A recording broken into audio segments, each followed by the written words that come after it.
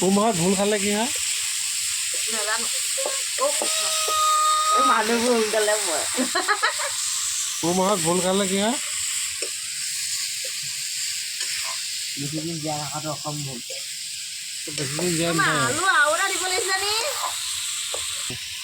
কচু কেতিয়া খায়? কচু এতিয়া খাব নাই। কচু কেতিয়া খায়? ভিডিঅ' কৰিছে বা পাপা ভিডিঅ' কৰিছে। কচু কেতিয়া খায় আকৌ? কচু কেতিয়া খায়? কচু কেতিয়া খায়? একদম হাত পিছ একদম হিচাপা হৈছে। কচু কেতিয়া খায়? হিচাপা লাগিছে কচু আকৌ। শিশুটি খাম। খাব নাই। কি কচু আৰু বা চুকত খাব লাগে।